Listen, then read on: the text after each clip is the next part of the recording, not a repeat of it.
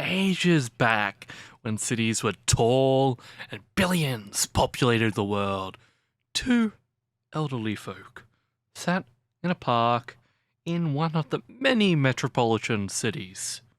One wore a black three-piece suit and a bowler hat that was black to match, and the other wore a brown three-piece suit but no hat. Instead, his hair a blondie comb over.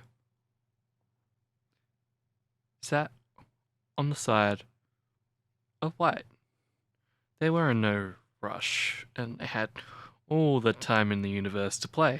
They both loved chess, as it was about strategy and balance of one's moves and time, and if one doesn't account for the other's moves, it'd be checkmate.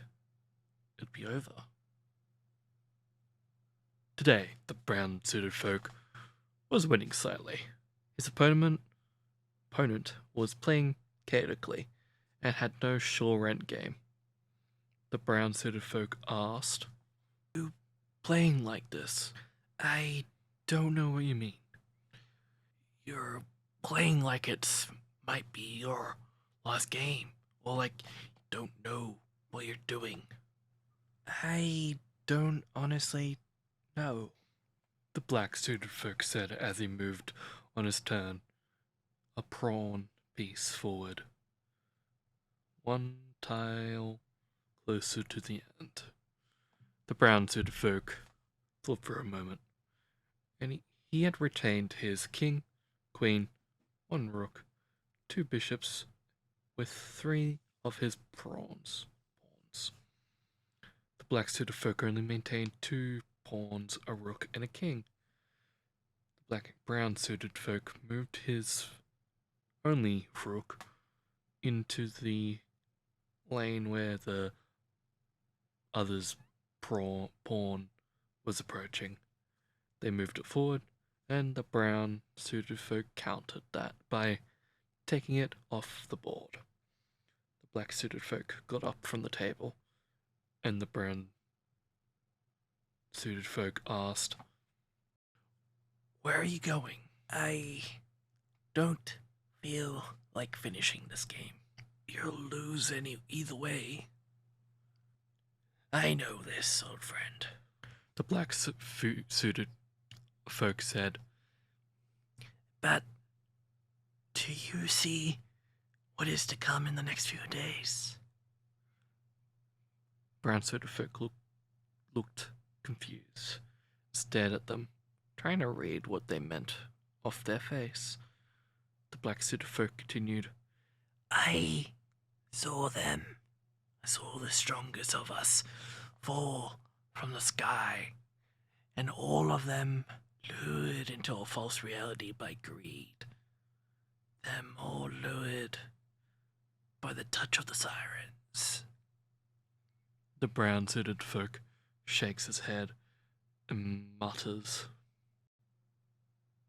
"Impossible. I would have seen it. You are blinded to most aspects. Not to this one, my old friend. Needless to say, we should warn them all." The black-suited folk said as he stood for someone to get past. The brown-suited folk looked around as a large group of pedestrians walked wistfully past him. The brown-suited folk thought for a second and answered, "I suppose so, but not humans." "You don't want to inform the humans? Why?" "Let Lee handle it. I'm sure Milligan can handle the siren overload who approaches." "We could reunite humanity and prepare them." "Out of the question." The brown-suited folk clicks his fingers, and everything around him stops in a perfect sync. The brown-suited folk continues, These people can only endure so much. They are fragile. The black suited folk walks up to him and replies,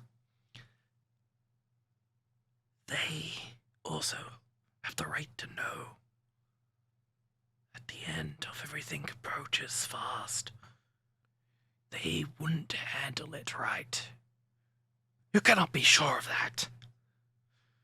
The black suited folk screamed, you cannot be. We have lived among them for many ages. How can we not share it? Don't try it. Don't try to warn them, old friend. It only end badly for everyone, and I will get our finest on top of it.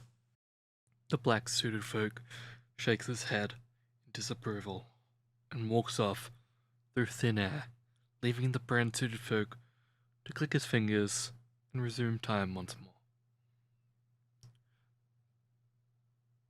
The brown suited folk didn't notice at the time the crow that sat on the tree watching them both play chess. It overheard the entire conversation, even though the time stopped.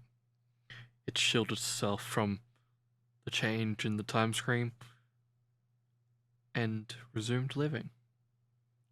It looked at them, discussing what to do with the impending arrival of its lord and the sudden doom that this filth of a population would endure.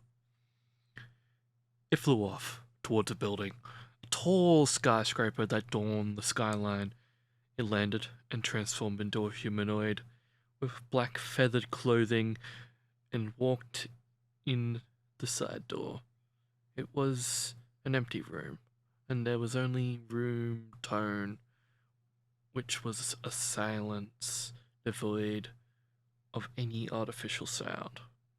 The crow gathered a few things out of its pocket and threw them onto the ground. It waited for a moment and sighed. It went for the side door, but a noise entered the room. A thick white noise, as a black square appeared in the room.